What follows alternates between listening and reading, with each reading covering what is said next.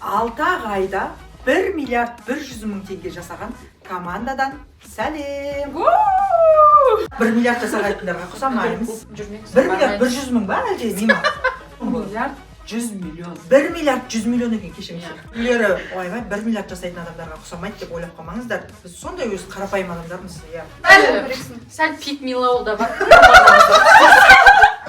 Люблю буква чисто маңдай тер. Күшті бізде выпуск болды. Бірінші сұрақ. Элайн деген ат қайдан шықты? Элайн деген ат негізі біз патентке берген кезде, жалпы негізі біз осы отырған біздің командада осы 5 адамбыз ғой негізі. Бірінші басында соны ойлап табатын кезде ақылдастық қой, атын не деп қойсақ болады деп. Сөйтіп біраз аттар сайдаға тапсырылды. Ол ат табу, патентке тапсыру, сосын жаңағы не еді? Общий 5 вариант болды ғой, общий мен жерін. Элайн, сосын не болып еді ана жерде? Элайн болды, Элин болды. Өзінің бренді ғой деп. Сол ары қарай уже Элайн, Элин, Эльнор деп бара. Эльнор болмады. Ол жерде андай пафосный аттар болды өңкенде, шетелге шығатын. Иә. Кәдімгі логотип. И еще андай шетелский болды. Шетелді ойлатып көрдіңіздер ме? Масштаб қаяқта. Шетел деп. Құдай қаласа. Элайн. Элайн. Құдай қаласа біздің брендіміз, шынымен не только біздің өзіміз қазақстан Элайн. Жағымды, басқаша шетелский звучать ету үшін. Ол бір тартыс бітті. Бір тартыс бітті, екінші табай. Жалпы негізі біз бұл подкастты өткізу мақсатымыз енді біз бір Элайн косметика сатып жүрген адамдармыз. Сондықтан осы жерде бізді көретін адамдар кәсіпке байланысты өз брендін сатушылар немесе тауарын сата алмай жүрген адамдар. Жалпы негізі бізді кәсіпкерлер көрсе болады, адасып жүргендер болса, тек қана осы кәсіпкерлерге бізден идея болсын деген мақсатта қалай тауарды сатамыз, қалай сатып жатырмыз, оны қалай жарыққа шығардық, қалай бренд қылдық деген сияқты өзіміздің кішігірім ойларымызбен бөлісеміз деп сіздерге осындай бірінші алғашқы подкастымыз өткізіп жатырмыз. Өзіміз таныстырып өтетін болсақ, менің есімім Эльмира, мен бизнестемін, өзімнің брендімді шығардым. Элайн деген косметиканы сатып жатырмыз. Қазір біріншісінде SPF саттық, қазір шампунь саттық, және де менің қасымда отырған кісілерді таныстыратын болсақ, ол кісілер, бұл қыздар, арулар, менің командам. Біз Элайн косметикасының артында қаншама адам болып жұмыс жасаймыз, бірақ көп емес біз, бірақ осы 5 адамның жаңағыдай басынан шығып жатқан дүниелер. Зама біздің маркетинг отделін басқарады, маркетолог деймін, иә. Зама Зәмзәгүл аты. Зәмзәгүл демейміз, Зама дейміз. Сайда бізде негізі основной должностындайшы, сен кім болып жасайтын? Мен бұл командада реально айтам. Я не знаю, Разнорабочий реально алдында тоже біз корпоративқа барған кезде сіздің қызметіңіз не дегенде білмей қалдым ғой, не жауап беретін. Жоқ, бұл қыздың қызметі разнорабочий. Грузчик болып кетеді. Арасында дизайнер болып кетеді, грузчик болып кетеді, менеджер болып кетеді, переговор жүргізгіш болып кетеді. Я шынымен разнорабочийсің ғой. Контент жасап кетеді дегенші. Одан кейін Олпи өзің қызметің қалай деп бағалайсың? Кімсің сен? Біздің тоже разнорабочийсің ба? Директор Гарано. Не, директор сен Гарано ғой? Мен де тоже сондай ғой. Разный жұмысқа кете береміз ғой. Бізде ондай жоқ не екен, бөлініп, мен нан істеймін, қолынан не келеді. Сосын Ақбота бізде командада. Олпия енді барлығын идея айтушы, жүруші. В общем, бізде как будто ішімізде андай ғой. Біреуіміз болмасақ, тірлігіміз бітпейтін сияқты да, мысалы. Ақбота, бізде Ақботаның жұмысын бірақ ешқайсымыз істей алмаймыз, мойныңдар. Потому что бізде, білесіздер, біздің мозг, біз бүкіл шампунь мен бальзамды неде саттық қой? Жабық эфирлерде, вебинар форматында саттық та. И сол вебинарға адамды алып келуші, ұйымдастырушы, адамдарды тіркеуші, автозвонок жіберуші, әйтеуір. В общем, біздің потребительдермен жұмыс. Потребительдермен жұмыс, иә. Әркімнің өз қызметі бар. Зама мысалы, Зама сіз өзіңіз кім деп ойлайсыз біздің командада? Идеяда айтып кетесің, идеяда жасайсың, блогермен жұмыс жасайсың. Мына жерде мен мынандай айтқым келеді. Біз SPF сатудан бастадық қой негізі. Жалпы SPF-тің дүниеге келуі. Танымайтын кәсіпкерлер, мысалы, көріп, налар кімдер деп айтатын болсаңыздар, біз әжептәуір сатып жүрміз енді ойламаңыздар 20-30 миллионға да сатып жүрген жоқпыз біз кәдімгідей 600 миллион оборот жасап жүрген кәдімгі серьезный адамдармыз. Мына жерде ләкіл деп отқанға мыналар кім ей 1-2 миллионға сататын біреулер ма деп ойлап қалып шатастырып алмаңыздар. Біз кәдімгідей жаңағыдай жыртып жүрген жаңағыдай 600 миллион почти SPF екеуін қоссақ миллиардтан асқан оборот жасаған адамдармыз ғой. 6 айда лярд деген нөлден басталған. Нөлден басталды кәдімгідей ол бренд кәдімгідей. 6 айда лярд емес, лярд 100 же. Лярд 100. 6 айда. Құдайға шүкір, сондай адамдар тыңдап отырсыздар қазір. Бір албай біреулер тыңдар деп менсінбей отырмаңыздар бізді. Так, айтатын болсақ, SPF-тің дүниеге келуінде описанайыншы. Бізде SPF не үшін біз именно SPF шығардық? Как раз уже бүкіл проекттар бітіп, біз сәл бездельникте болып жүргенбіз. Кафеде отырдық та, бізде тоже бұрын жұмыс жасаған қыз болатын, Ақмарал деген, сол үшеуміз, Эльмира үшеуміз отырдық. И ойладық, осы неғып біз бренд шығармаймыз, неғып біз завод алып келмейміз, осы неғып біз өзіміздің қолымызда тұрған затты, мысалы Қытай қолымызда тұр ғой, біз бүкіл заводқа доступ бар, бүкіл заводтармен жаңа бара аламыз, келе аламыз, алып келе логистика бар деп отырып, осы косметика шығарамыз дедік, бірақ уходовый емес дедік, жаңағы ночной дневной крем емес, ол болмайды деп. Иә, бізге универсальный болу керек. Бүкіл адам кететін, ерде, әйелде жағатын, бала да жағатын деп, біз осы SPF крем. Почему неғып SPF крем шығармаймыз біз? Қазақстанға кіріп атқан SPF-тердің бәрі Кореяда неғып осы қазақстанский брендта өзіміздің составымызбен ойластырып, күшті бәріне жағатын, күшті несімен, упаковкасымен шығармаймыз деп отырып, сол жерде SPF деп кеттік та, сөз болып кетті, өзі ат қойылған жоқ, просто SPF деп кетті да, ертесінен бастап жұмыс бастап кетті, ол логотип, қалай болады, сыртты, дизайнер, завод табу, тапсырыс. Бізде мынандай бір қасиетіміз бар да, көп ойланбаймыз, өте рискованный адамдардың біріміз ғой. Біз деген қазір сіздер естісеңіздер, біздің не істеп жатқанымызды естісеңіздер, сіздер қазір шок боласыздар. А что так можно было деген сияқты нәрселерді жасағанбыз біз. Артқа ойласам, мен мысалы қорқынышты нәрселерді жасағанбыз, не деген рискқа барған адамдармыз.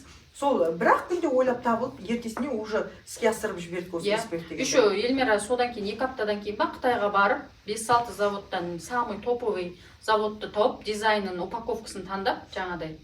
Қазақстаннан құйдырдық қой енді, SPF-ті біз Қазақстаннан құйдырдық. Қазақстанда кішігірім лаборатория бар екен, мен өзім құрбымның. Ал упаковкасы полностью барлығы неден Қытайдан келді. Ал енді шампуньның шығарылу тарихына келетін болсақ, сіз айтып беріңізші енді шампуньның шығарылу тарихына. Эльмира екеуміз Баняға бардық. SPF-ті бітірдік уже, одан жауып тастадық полный продажаны. Где-то 15 күн өтті, деме 2 апта. Содан кейін Баняда отырып, не істейміз дальше? Тоже бездельник Жоқ, уже SPF бітірдік, енді не істесек болады, анан ойлап. А давай шампунь дедік та. Сонымен Эльмира сразу ертеңде уже шампуньға звондап, қаша бір аптадан кейін Қытайға уже келіп, біз продаж ашып кеткенбіз. Бірақ айдем алдық барасында SPF-тан кейін. Сонда оперативный, өте быстрый адамдармыз енді. Өте быстрый адамдармыз. Ал енді достар, біз осы 1 миллиард жасауымыздың құпиясы деп айтайықшы. 6 айда 1 миллиардтан аса сумма жасауымыздың құпиясы. Біз енді сәл басқашалау маркетингті қолданып отырмыз. Негізі енді біреу қолдар, біреу қолдамас біздің жұмыс жасау тәртібімізде. Мысалы, біз розыгрышқа біріншіден үй тіктік. Бірінші проектімізде үлкен үй тіктік, және де сол проекттің SPF сатқан кезде біз 2 машина тіктік. Одан басқа ақшалай сумма қанша? Примерно 200 миллионда кетті ғой, 200 миллион расход жасадық бірақ. Оның барлығын бірақ халыққа бөліп бердік біз. Біз солай адамдарды шақырдық та, мүмкін біреу қолдайтын шығар, ол сатылу, одноразовый сатылу деп ойлайтын шығар. Я бізде сондай. Жоқ, онда қолдан келген адам істейді. Қолдан келген адам. Мысалы, сен обычный бизнесменсің, сен мақұл бір зат тап келдің, сен үйтіп сата алмайсың. Вебинар жасап, егер ол жаман болса, мысалы біз қанша рет эфир жасадық, уже бір 10-нан асып кетті ғой. 10-нан асып кетті. Мысалы, эфирде қайта-қайта алатын адам бар да. Эфирдің өзін жасаудың өзін. Мысалы, біз шампунь продажасында 28-ақ күнде, бірақ айда біз 52 мың штук шампунь сатыппыз. 52 мың штукты кез келген кәсіпкер сата алмайды бірақ. Қаншама баяғыдан отырмын деген күннің біреулер оны 1-2 жылда, 3-4 жылда сатуы мүмкін, сол количествоны. Ал біз енді бір айда сатыстаған түсіну керек, потому что қазір кто как умеет, так и продает ғой. Бұрынғыдай традиционный продажамен ешкім қазір лярд оборот жасай алмайды уже. Жасағын келсе, ну почти жарты лярд құюың керексің да. Уже қазір тенденция и плюс конкуренция бұрынғыдай ешкім қарап отырған жоқ қой, қазір қарап тұрсаң. Бәрі жарысып жатыр бір-бірімен. Кім кімді қуып жетсем екен, такс анау андай шығарып жатыр, мен мындай шығарсам, бәрі косметика шығарып кету. өздері де сондай ғой. бірақ оңай деп ойламау керек та. Біз сияқты сататын адамдар легко деп ойлап қалып жүрмеңіздер. Біз бір айда мысалы 52 мың штук шампунь саттық та 665 миллион оборот жасаған. Осы отырған бесеуіміз жасадық қой, енді қасымыздағы адамдар бар, мен жолдасым бар деген сияқты. Артымыздағы команда бар, бірақ основной мозг осы жерден шықты. 52 мың штук сатқанымыз сендерге аз ба, көп па? Негізі жалпы сендер ойлау тұрғысынан. Бір айда 52 мың штук. Пальцамен қоссаң 104 мың штук. Көп қой кәдімгі дейін. Еще бір ай ғана, еще показать. новый продукт бір айда. Бір айда емес қой, толық. Қазақстан ТМД үшін это потолок, потому что Қазақстанда ТМД именно товарды бір айда 104 мың штук сатыватқан ешкім жоқ. 52 мың штук ол парой же. Это бокс. А былайша 104 мың штук, иә. Шынымен 104 мың штук сатып жүрсе. Бір ай деп есептейміз, потом бір апта жүреміз, ау қайдасыңдар, демалыңдар деп уақыт өтеді. Бір апта жүріп, басында шабытымыз ашып, видео түсіреміз сценариймен. Сөйтіп ең артында тұрамыз да, 2 апта қалды, давайте кеттік дейміз. Давайте. Негізі солай ғой, прям бірінші күннен бастап солай жасамаймыз. Достар, осы жерде біз енді ішкі кухняны түсініп жатырмыз ғой, мүмкін оқырмандар түсінбей жатқан шығар. Мен айтайын, бірінші біз SPF шығарған кезде кәдімгідей іргіліспен және стороспен сатып көрдік. Бір ай саттық, по-моему. Сөйтіп бізде ақтаған жоқ сөздің ашығы. Бір ай полноценный минуста жүрдік. Ол кезде сәл депрессияға кіріп, уже болды енді, қанағат енді, бармен шүкір, главный минусқа кірмесек болды. Мына үйіміздің ақшасын шығарсақ болды деп ойладық. Ол кезде біз үй тігіп жатырмыз ғой. 70 миллион теңгенің үйі, ол полностью жасалды, суля алынды, сыртының барлығы, ішінің бәрі толтырылды да, и бізде мынандай ой болды уже. Сториспен және немен аз болды продажа. Одан кейін біз командамен осылай жиналамыз да, ал идея қосыңдар, қайтып сатамыз басқаша деген кәдімгідей бізде андай болады, тығырыққа тірелген кезде оказывается идея келеді екен ғой. Сөйтеміз да, неге осы жабық эфирге болғанда вебинарға тартпаймыз адамдар деп. Давай прямой эфир дейміз ба, әйтеуір. Қалай болады? Былай басталады. Мен алдынан бастап жалынып жүрмеймін. Давай көп подарка қойшы, бірақ адам оны типа серьез қабылдамайды. Потом мысалы реально ғой, 100 мың адам ішінде бірақ адам ұтып алса, как-то обидно. Давай подарка қосайық деймін. Содан кейін Эмира, что-то деп ойланып жүреді. Потом ақбота сендер тұрып айтасыңдар ғой. А давайте оны подарка давайте зам айтқандай көп қылып істейік.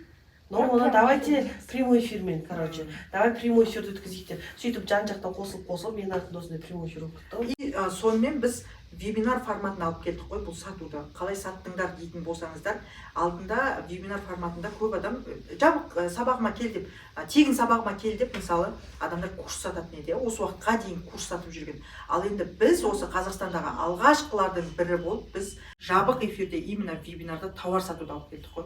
Бірінші тауар сату, бірінші вебинарымыздан опыт айтайын. Бірінші вебинарға 10 миллион тіктік, 10 миллион тіктік. Ол кезде біздің депрессияны айтамаймыз енді. Короче, мен айтшы жерді. Короче, 10 миллион тігілді. Сөйтіп пейға, енді пеймен істедік қой біз қазір сыйлықтарды айтсай.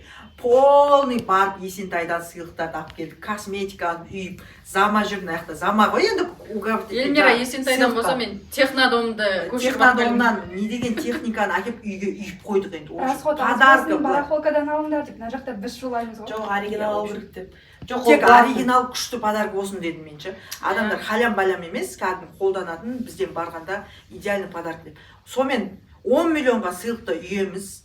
Біз әлі сатуды білмейміз, вебинарда сатуды. Сонымен не керек? Бірінші эфир. Ал енді ана жерде продажаны ашқан кезде бәрімізде стресс қой, 10 миллион андай неге ақталмай қалама. Мен тұр бермеймін ғой, бірақ уайымда жүрмін ғой. Қайдан ғана айтып едім осы подаркаларды, қайдан ғана сакс, айфон деп жыбырлап ақша деп едім. Айфон таппай қалсам қазір. Қаншама саттық екенбіз ғой.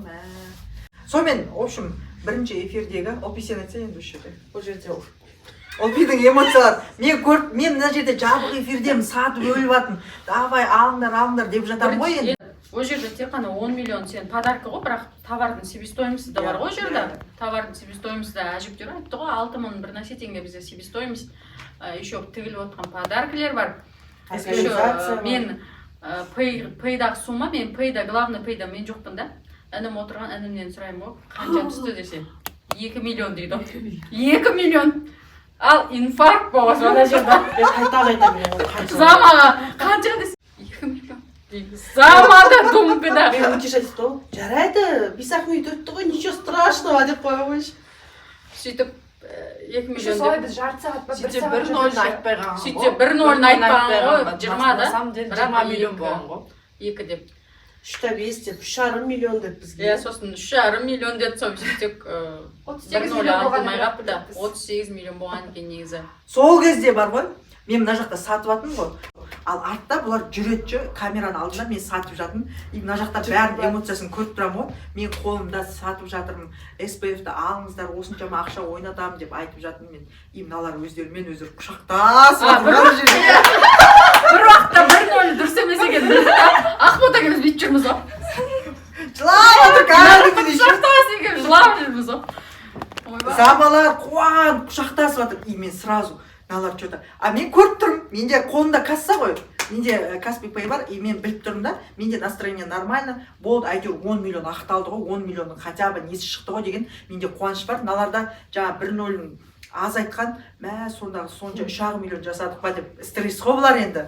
Сөйтсе, оказывается, 30 миллионнан асқанда сол жерде продаж. Бірінші қуанышымыз сол болған, кәдімгідей мына жақта мыналар қуанып, бір-бірімен құшақтасып кәдімгідей. Айзағадан, Ақжол жазылса, бәрінен сүйіш сұрап шыққансың ғой, бірдеңе. Сүйіш сұрап жүр Айзаға. Бірінші біздің риск. Күшті бірдеңке, мультисертеріңіз настроение жақсы деп ше. Қай жерде кәдімгі думкаға түсіп кеткен ғой, қайта-қайта келіп сұрай берді да. Мен өзім депресс бір уақытта қай жерде нормально десем, деп кетті. Бірге кеткен болсаң. Сондай бір жаман қорқынышты күн болған. Енді ол жерде Эльмира, біз мысалы 2-3 миллион десе, Эльмираға тоқтат деп айтамайсың. Ол до конца ана 10 миллион ойлатады, еще до конца ана қолынан зат береді, ол жерде уже минустың минус болайын деп тұр да бір эфирде. Еще былай беріп кеткен кезде болды ғой. Ол эфирде тек қана еще Эльмира сен 10 миллион подарка дейсің да, бірақ ол жерде вебинар, таргет, автозвонок, ана жерде жүрген технический, не деген расход да. Бір эфирдің өзіне 10-15 миллион расход жасаған кезіміз болды. Ол это уже минимальный расход. Біз даже 30 миллион, 40 миллион расход жасаған кезіміз болды. Потом уже біз Porsche, уже шампунь сатылымда біз уже Porsche Panamera, Porsche Cayenne 3-4 сағатта ойнатып кетіп жүрдік. Бүйтіп қарап тұрсаң қорқынышты ғой. 4 сағатта бір машина, 20 миллион машинасын тіктік қой біз. Мә, не деген отчаянный адамдар бүйтіп қарап тұрсаң. Елдер мысалы бір машинаны бір ай ойнатады. Бір ай. Даже 6 айлап ойнатады. Біз 4-ақ сағатта ойнадық қой, 4-ақ сағатта. Ойлашы. Жоқ еще андай ғой, бізде, допустим, андай определенный систематический нәрсе жоқ қой. То есть біз андай бізде бір айға, 3 айға деген план жоқ қой, қалай сатамыз деген сияқты. Вот именно. Біз даже анау не деді, SPF деді ма, сол кезде шампунь деді, SPF деді. Сол кезде алдында Қытайға барған кезде, помните, заказ берген кездің өзінде де SPF-қа барған кезде, мы же вообще не думали, біз шампуньға барған кезде.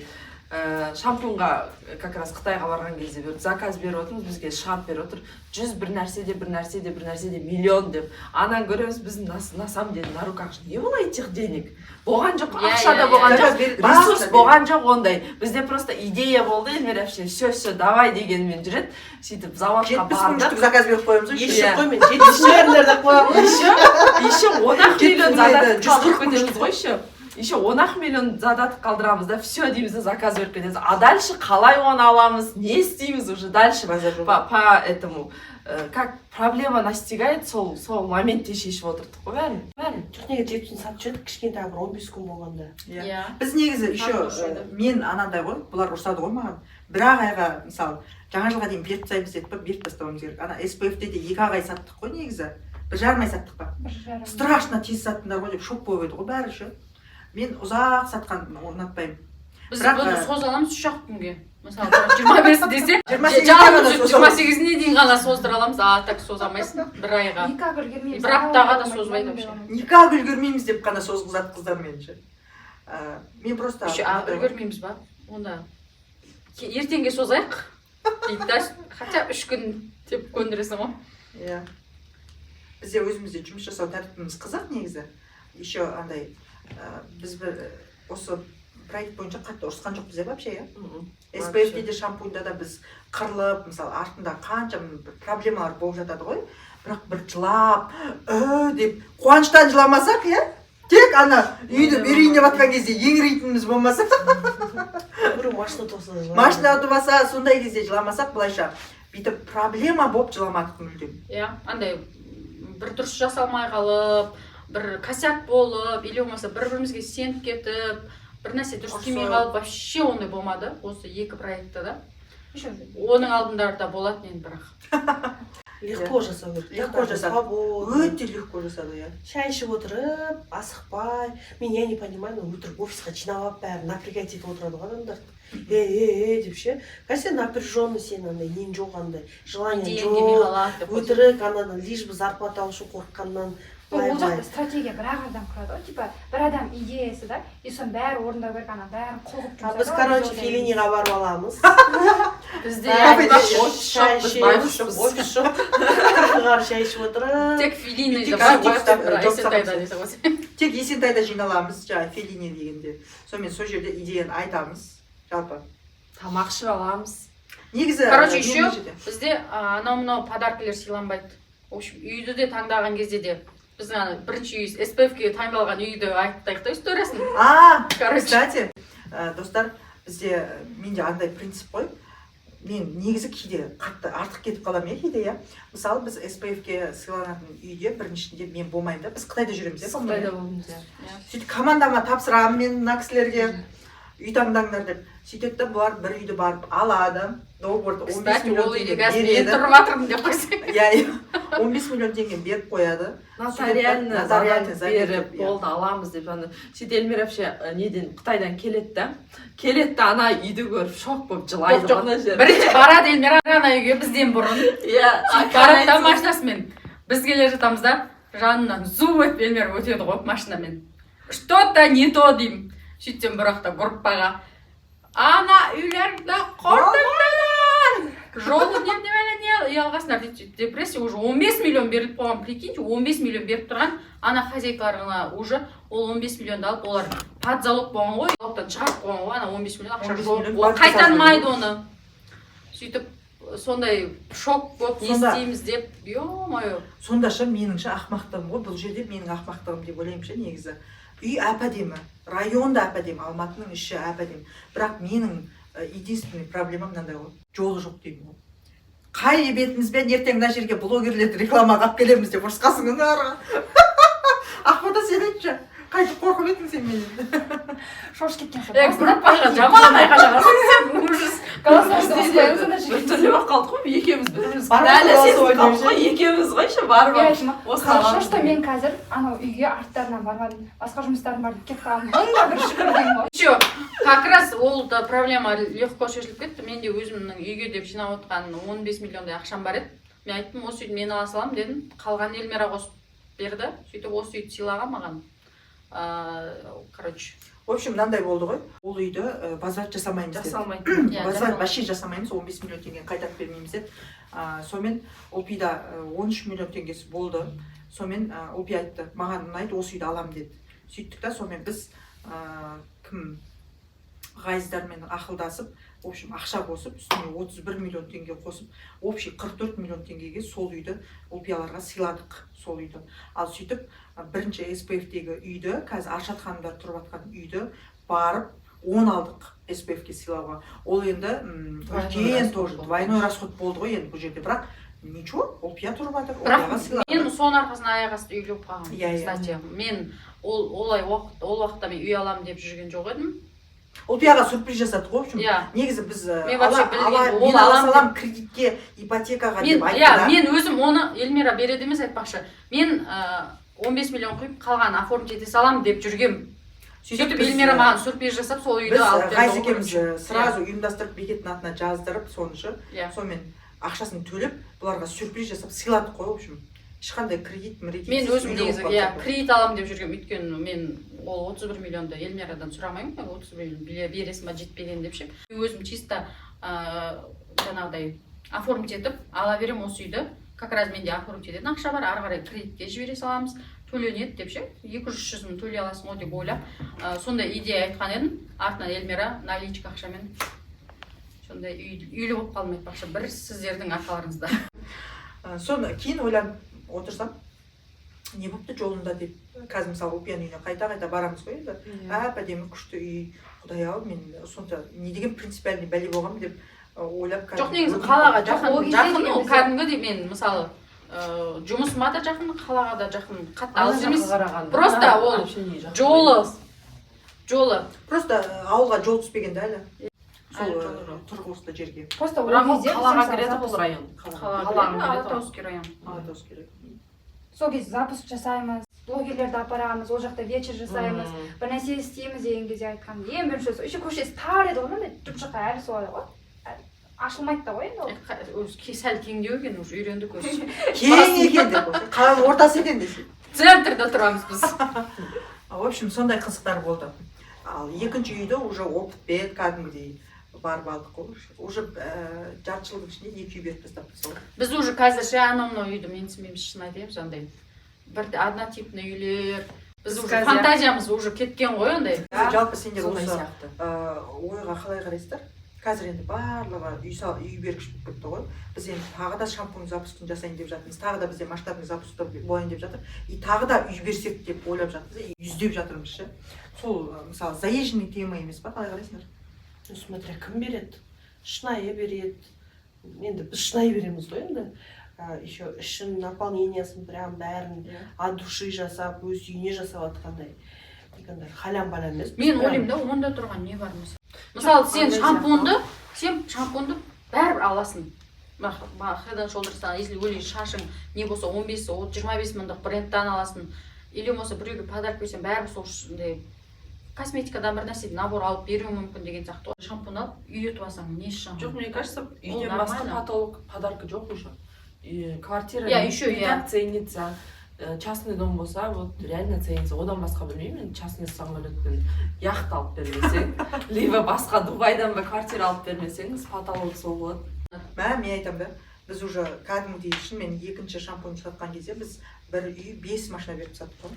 Бір Панамера, бір Каем бердік, Джак бердік, Черри бердік, Элантра бердік. В общем, 250 миллионнан 5 машина бердік қой біз. 660 миллионды чисто өзіңіз тауып аласыз деп ойлайды ғой. Оны ішінде түсінетіндер бар, кеше біреулер түсіндіріп жатыр, адекватныйлар. Бірақ ойлансыз, ол жерде товардың себестоимости беріліп жатқан подаркілер, мына жерде жұмыс жасап жатқан адамдарымыз, доставкілеріміз, сіздерге оны пункт выдача болып жатқандардың айлығы сіздер ойламаңыздар. Айтатын оңай емес деп айтқан сол ғой бағана. Шампунның Қытайдан жеткізілуі доставкасы ауыр ғой бұл. Бір шампунның екеуі 1 килограмм. 1 килограмм товар қанша теңге тұрады, өздеріңіз есептеңіздер. Ол бәрі бесплатно келмейді ғой, ол Эльмира бесплатно товар шығарып отқан жоқ, оған рекламаға бесплатно ешкім жасап беріп отқан жоқ. Мына жерде біздің ешқайсымыз бесплатно жұмыс жасап отқан жоқ емеспіз, бәріміздің зарплатамыз бар, бәрінің расходтары бар. Енді ойламаңыздар, ол жерде бір батып кетті деп. Енді прямой эфирде сату, жабық эфирде сату, біздің контенттерді көшіру, именно тура біз қалай лидті алып келеміз, тура солай жасау, тура солай сату хит болады ғой, обидно емес па, не үшін көшіріп жатыр деген сияқты. Потому что әлі актуальный тема ғой, біз әлі оларды жасаймыз деген сияқты. Енді көшіретін білдік қой. Көшіретін білдік қой, Мы ожидали этого. Жоқ, бұл фигня ғой, енді обидно дейтін. Еще каждый айтады ғой, ой, біз придумали, мен әкелдім. Я вот сол сөз ғой, мысалы алдында бәрі сторисіне айтып отыр ғой, ой, жабық эфирде сатуды мен алып келдім, прямой эфирде мен ғана осынша миллионға подарка беріп жатырмын деген нәрсе. На самом деле, каждый айта береді ғой. Халық біледі ғой. Каждый өзінің аудиториясын жегізеді ғой, ничего хочет то и жегізеді. Ол кейбір солар айтып отқан комментарийдің астына оқып қалған мен. Басқа тұрмай Эльмира жасады ғой, біздің бірінші деп. Білетіндер біліп отыр ғой. Оған ешкімге дәлелдеп қажет емес, білетіндер біліп отыр. Андай ғой, мысалы біз түсінеміз, сіздер түсінесіздер, бренд деген нәрсені ше. Бренд қымбат, качественно, өз-өзінен аямау керек, сұлулық, денсаулық деген нәрсе. Но бізде вообще қазақтарда, ТМД-да, вообще осы СНГ-да 12.800 теңгеге шампунь қымбат деп ойлайтындар былай ғой. Соған не айтасыздар, вообще қалай қарайсыздар? Мысалы, сіздер бренд алып үйренгенсіздер, кремдеріңіздің өзі кемі 50-60 мың теңге тұрады, шампуньдарыңыз также, киімдеріңіз сондай деген сияқты. Вообще 12.800 теңге деген баға қайдан шықты? 12.800 Вообще теңге. қымбат деп айтатындар. Иә, қымбат дейтіндер бар, иә. Оқырмандардың арасында бар. Қымбат дейтіндер 12.800 теңгеге, бірақ олар енді білмеймін мен. Кезінде мен де қымбат деп ойлайтын едім, бірақ адам өскен сайын өсе береді екен ғой, бірақ сендер қайтып жауап жоқ, бересіңдер. мен мысалы өзім жағдайым нашар кезде де, мысалы бір зарплатаға 20-30 мыңға өмір сүрген өзімде мен Ақжолдан бөлек өзім басқаша шампунь қолданатын едім. Қымбат болмаса да, бірақ өзіме андай бір ішінде бір составы нормально, шашқа келетін деген сияқты ше. Адам өзі болады ғой. Мысалы 12.800 теңгеге алмасам да мен Head and Shoulders емес, Ақжол Head and Shoulders ба бір нәрселер қолдана берсем 1000-2000 теңгелік. Мен өзіме сәл 3-4 теңгелік қымбаттау керасис деген сияқты қолданатын едім. Ол да сол сияқты ғой, солай өсе бересің ше. Енді қазір мен сәл жағдайым түзелгеннен кейін мен керасис емес, жаңағыдай нормально деген қолданатын сияқты ғой. Сен жауап берші осы. Не ғой андай вопрос андай сияқты ғой, әркімнің өзіне деген уважение. Не то что уважение, просто әркімнің өзінің таңдауы деген сияқты ғой. Сен өзің басында 1000 теңгелік шампуньмен ақ жуа бересің, допустим, бірақ шашыңның качествосы құртады, ертең сенің ол шашты восстановлениеге одан көп ақша кетеді деген сияқты әңгіме ғой. И тут мен білмеймін, для меня 12.800 теңгеге это не только шампунь плюс еще бальзам. Сонда 6-6000 теңгеден тұр ғой, 6-6000 теңге, если былай санайтын болсақ. 6000 теңге деген, мне кажется, Сен негізі ол Элайн шықпай тұрып не қолданатын едің негізі? Элайн шықпай тұрып, жаңағы итальянский бренд сіздегі май бар ма, Сона деген, Сонаның несі шампуне, ол вообще 200-ден құрттай ғана. 200, соның өзі 10 мың ба, 12 теңге тұрады. Сондаймен қолданасың да, ол и то средний считается. Сен есе Давинс соларды қарайтын болсаң, оның шампуньдар вообще 20 мың, 30 мың теңге тұрады бір шампунь. Кішкентай флакончик еще. Сізші? Мен ойлаймын, әркімнің өзіне деген махаббаты. Жалпы вообще негізі адамның көтергісі келетін себебі сол 12.800 теңгеден басылады деп ойлаймын. Мысалға, мен даже прям енді бай болып кетпеген күннің өзінде мен всю жизнь басымда Хадат, жаңағындай немет, Давин сунарын жауып, Хадаттың шампуньі 38 мың, 42 мың теңге тұрады. Бальзамның өзі 41 бәле, маскасы бар, несі бар. Менде кажется, тек қана шампунь 150 мың теңге шығатын айына. Допустим, почему, вот знаете, это не то, что говорят, я срапу, сіздер хотя бы Head and Shoulders'ың составын интернетке салып оқып көрдіңіздер ма? Негізі жалпы просто көп адам ойлайды, рекламада бәрі реклама береді, рекламада күшті, анау рекламет, мынау рекламаны алу керек, значит күшті екен деп. А если реально химикалық жолда келіп любой шампунь составын оқитын болса, ол жерде сіздің басыңызға наоборот перхоть әкелетін, наоборот шашыңыз түсетін, кейбіреулер вообще раковый клеткаларды оятады, әртүрлі химиялық қоспалар бар. Көбісі оны оқымайды да, қарамайды, ағылшынша жазылып тұрады, кім не отыр, жарайды, пофиг, қарамайды. Оны тек қана осознанно адамдар оқып отырады, қарап, не-не-не, Тапасян, не надо деп ше. Сейчас все начали уже более осознанные люди бессульфатный шампунь уже алады. Сульфат это химия, адам шашы содан түседі. И жаңағы кейбір адамдар енді бұл тек қана составы, жаңағы сапасы жағынан болса, кейбір адамдар ойлайды, 12.800 теңгеге шампунь алғанша там бірдеңке істемеймін ба, ананы істемеймін ба деп ше. Знаете, егер бай болғыларыңыз келсе, ең бірінші адам, сол 12.800 теңгені адам бірінші өзіне қиып үйренсе, ары қарай адам өз поток ашыла береді. Саған ертең 50 мың заты келеді, 100 мың заты келеді, миллионның заты келеді, 2 миллион. Сен уже түбінде өзің түсінбей қаласың, бұның бәріне қалай келдім деп. Ал егер сіз 12.800 теңгені аяп отыра берсеңіз, мынау қымбат шампунь ғой деп, вы никогда у вас не будет роста. Ешқашан адам өспейді. Мысалға, просто да, элементарно кезінде мынандай қолдансаңыздар, қазір уже психологический, моральный, финансовый рост бар, сіздердің уже бұрынғы мышление уже как-то смешно. Ойбай, кезінде қалай қимап едім ғой, қазір деп осылай. Для своего удовольствия ғой негізі. Сол 12.800 теңге ғана емес қой, одан да қымбат шампунь бар ғой. Жалпы әйел қауымы, вообще жалпы өздеріңізді ештеңе аямаңыздар. Күйеу дейсіздер, ол күйеуге біреулер аяп, біреу баласына тыққылап атады ше. Менің жизненный принципім, мысалға мені қазір таспен атса, атсын ше бәрі, айғайлап, ұрсып, жазатын комментариялар болады ғой, еркен қатын деп ше. Мен бірақ всегда осы өмірде өзімді бірінші орынға қоямын. Баламды емес, анамды емес, әкемді емес, жолдасымды емес. Почему? Потому что, мысалға, адам сен өзің дені сау, өзің психологически, морально адам болсаң, саған жан жағындағың бәрі күшті болып тұрады. Өзі и так та бала дегенде өсет кетеді, ертең әбжіп жүнжіп отырады. Мен сені баққам деп, ана баланың өзіне психологически несін артып қояды да, сен мен енді бағуың керексің деп ше, потому что өзі ештеңе көре алмай қалды да. Мысалы солай жүнжіп отырмау үшін деп ше ең артына жауып жүрсем ба. Жалпы негізі өздеріңізден ештеңе аямаңыздар. Құрған не құрып кетсін. Бізде Короче, сосын 12.800 теңгеге не үшін қымбат екенін біздің алған адамдар біледі уже. Отзыв бар ғой. Жоқ, негізі қымбат жоқ дейсіз. бағасына даже Жоқ, біз просто енді арзан ғой даже. натуральный составқа это арзан, иә? жоқ айтпақшы біз составын негізі көбісі ойлайтын шығар, біз мысалы Қытайға барып бір дайын продуктқа сыртына Элайн деп жазғыза салды деп ойлайтын шығар. Именно осы жерде Саида сен айтшы, біз бардық Қытайға, составын қалай, иісіне дейін, прям ингредиенттерін қалай таңдадық, формасын қалай таңдадық, барлығы бізде от үйде с нуля жасалды. Көп адамдар қазір бренд шығарғыштар мысалы көп қой енді наклейка жабыстырып алып келіп жатқандар өте көп, но бірақ біз ондайдан аулақпыз. Біз вот Қытайға барған кезде ең үлкен бір заводқа бардық.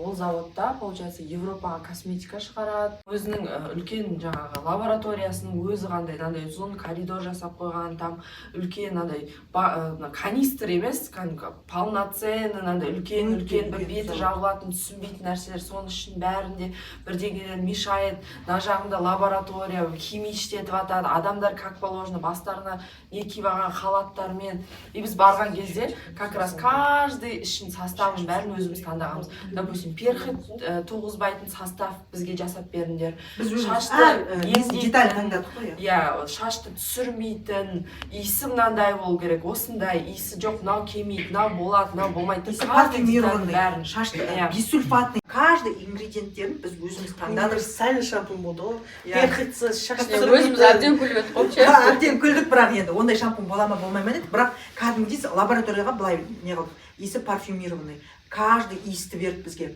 Мынау болады, мынау болмайды, бәрін таңдадық. Мынау ғана болады деп иісін таңдап алдық. Одан кейін бисульфатный дедік, потому что сульфаты болмасын деді, ішінде натуральный ингредиенттерден дедік. Одан кейін шашты түсірмеу керек. Против перхоти, кәдімгі қайғыға қарсы деп, каждый ингредиенттерін заказ беріп, міне мынау деп тұрып, одан формасын сыртындағы, мынау босын, мына жер жылтырасын, мына жерде жазу былай жазылсын, несі жаңа крышкасы мынандай болсын деп, каждый деталін өзіміз кәдімгідей таңдадық. Кәдімгідей барлығын, сыртындағы жазуын, аудармасын, кәдімгідей негізі біздің зауыт өте керемет зауыттардың бірі ғой. Еще бар ғой, жаңағы 12.800 теңге жаңа айтасыз ғой. Көп шампуньдар маркетинг үшін, мысалы Эльсеф та, допустим, олар каждый шампуньді отдельно шығарады ғой. Против выпадения волос, против перхоти деп ше. Против окрашенных волос. Жынды боласың ғой, нан алсан, анау что-то жетіспейді мысалға. Элайнда, короче, бәрі бомба ғой. Для всех типов волос ғой, для всех типов волос. Короче, перхотиге біздің ақ жолдың негізі өмір перхот кетпейтін ше. Мына жер кәдімгідей тұратын. Осы Элайннан кетті ғой. Одан кейін біздің шампуньның тағы бір жақсы отзывының бірі, шаш өте жұмсақ болып кәдімгі тарамасаң да жұп жұмсақ болып. Көп адам бір жуғаннан кейін ақ білдік қой сразу. Бір жуғаннан кейін сразу білдік. Зауытымыз өте керемет зауыттардың бірі, Европамен жұмыс жасайды кәдімгідей. Тек қана документация бойынша жасаймыз. Зауытымызға ешқандай да бізде барлығы санитария деген керемет 100% қолданылған. Жаңа тап-таза, енді өте әдемі, өте керемет зауыттан шығардық.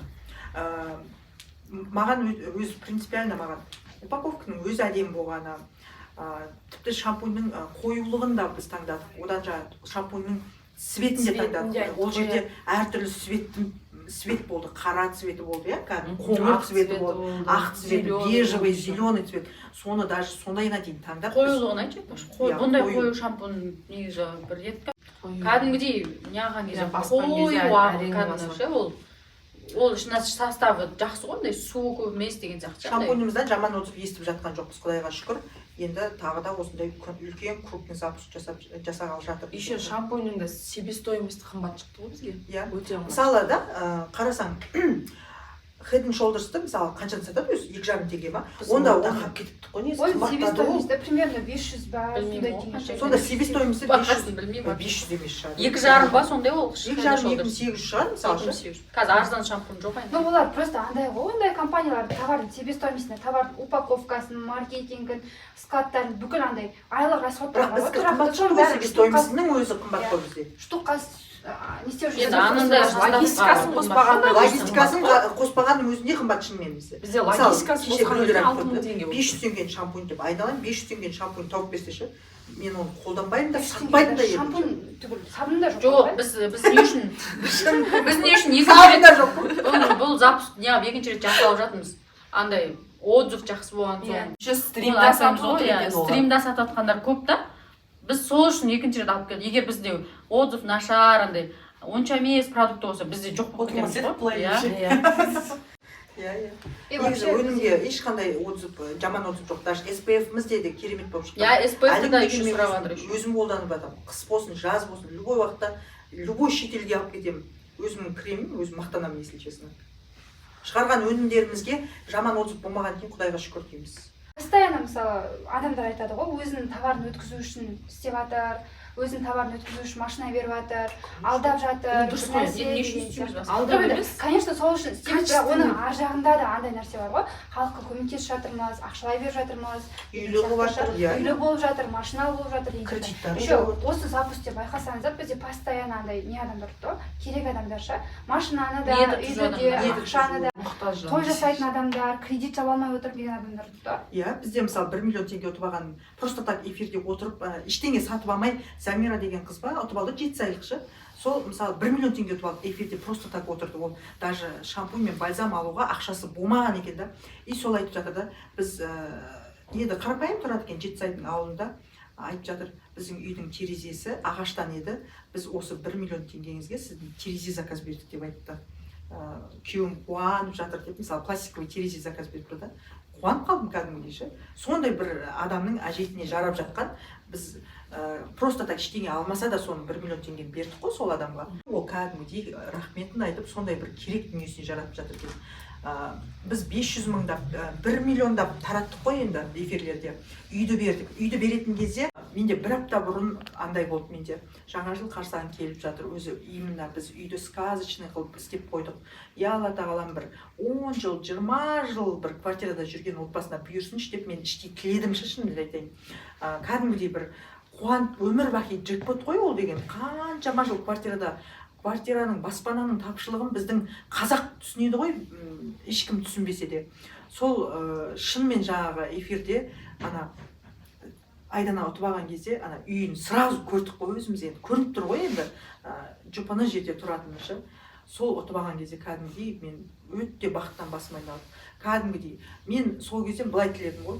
Ешқандай пайда көрмесем де осы шампуньнан, даже егер мен минусқа кетсем де, зато бір адам үйлі болды, бір қазақ 4 баласымен анандай өте нашар жерде тұрады екен енді ше, 50 мың теңгеге төлейді, 35 мың теңге төлейді екен. Енді жаман нашар жерде тұрады, бірақ сондай үйді, сондай отбасына үйлі еткізгеніміз үшін мен өзімізге рахмет айтамын. Иә. Қандай негіз сауап жасадық қой деп ше. Мен айтамын да Біз Эльмираға. уақытта Мен басқа ойлап қоямын да. Біз Бір Эльмираның арқасында бір 2 отбасы рахмет айтып, жылы үйде еще қашан жететіні белгісіз ғой енді ол үйге. Ол қашан жетеді ондай үйге? Жете ма жалпы?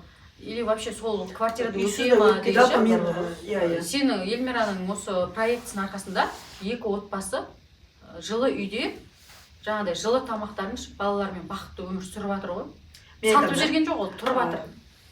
Мен былай өзімді тоже не қыламын, ойлаймын. Барлығы құрсыншы, ағайын туыста қойсын, басқасы да қойсын, қасымдағылар да қойсын. Бірақ ақша үшін қасымда қаншама адам жүрсе де, мысалы ақша үшін жақсы көретіндер болады ғой кейбір адамдар. Бірақ менің 2 адам тілеуім тілейді деп ойлаймын ше. Аналар маған өмір бақи рахмет айтып өтеді ғой деп сондай ой болады менде ше, потому что любой жерде мен мысалы құлап жатсам да, мен ауырып жатсам да осы жазылып кетсінші деп от души тілейтінін білемін 2 отбасының ше. біздің семьяға мысалы осы отырған қаншама адамға мысалы біледі ғой олар басы қасында қанша осынша адам жүрді, бірақ біздің тілеуімізді тілеп отыратын 2 отбасы бар, просто так бесплатно, ештеңе сұрамай ақша, иә. Біздің тілеуіміз, біз ауырып машина қалсақ 7 отбасы бар машинаға десе. иә, Анау Қосшыдан ба? иә, Қосшыдан. Сол кісілер постоянно жазады, біз нетіп жатырмыз, машинамен неға барып келдік деп ше. Айтады, бақыттан басыңыз айналғанын айналып тұрған Элантан қалай кеткен білмей қалдық қой деп ше. Машинаның егесі қалай алып кеткенін білмей қалдық. Иә, шынымен біз үшін тілеуіміз тілеп жүретін, біз ауырып қалсақ, біз шалынып қалсақ, осылар тұрып кетсе екен деп тілеп жүретін тілеушілеріміз бар. Шаршат айдана тілеп жүріңдер деп ше. Ең соңғы частьқа дейін жеткен адамға подарка берсеңіздер, не бересіздер? Иә, осы шығарылымда біз ютубқа саламыз. Кезекпен берейік подарка. Мысалы сіз беріңіз, келесіде мен беремін, одан кейін Опия, одан кейін Құрметті достар, осы подкастты соңына дейін көрген адамдар, осы жерге комментарий жазып, лайкын басып, соңына дейін көріп отырған адамдарға біз әр выпусктан өзіміздің атымыздан сыйлық береміз. Бұл жолы енді мен өзім бірінші бастайын, менен сыйлық аласыздар. Ең соңына дейін көрсеңіздер, не деп жазамын керек, мен көрдім деп жазу керек, или үздік комментарий дейікші, иә, үздік комментарийді мен өзім таңдап, арасынан өзімнің атымнан лично Dior косметика наборын, болады, мысалы, не идея қосасыздар, идеяңызды жазыңыз. Біздің проектімізге, келесі проектімізге қандай идеяңыз бар, қандай сұранысыңыз бар, не көргіңіз келеді, не сыйлық алғыңыз келеді, үйіңіздің қандай болғанын қалайсыз, немесе қандай машина болған деген сияқты, или мынандай маркетинг жүргізсеңіз деген сияқты идея қосыңыздар сіздерде, арасынан күшті идея шыққар может. Достар, соңына дейін көріп, коммент жазған адамдардың арасынан мен өзімнің атымнан бұл жолы келесі жолы Зама, Опия, Ақбота, Саида береді. Бұл жолы мен Dior косметика сыйлаймын. Осымен біздің подкастымызды тамамдасақ, кәдімгі біз алғашқы выпускте кәдімгі азартқа кіріп кетіп бір сағатқа созып кеткен сияқты болды ғой. Главный ниеттеріңіз дұрыс болсын, шампунь мен бальзамды ала жүріңіздер. Ал енді кәсіпкерлер өздеріңізге бір идея түртіп алып, осылай да жасауға болады ғой десеңіздер, нұр үстіне нұр, бізбен хабарласып, біздің парақшамызға жазылып алсаңыздар болады. Осы жердегі почти барлығымыз блог жүргіземіз, инстаграмымызға жазылып алып, осылар не істеп жатыр екен деп көріп отырсаңыздар болады.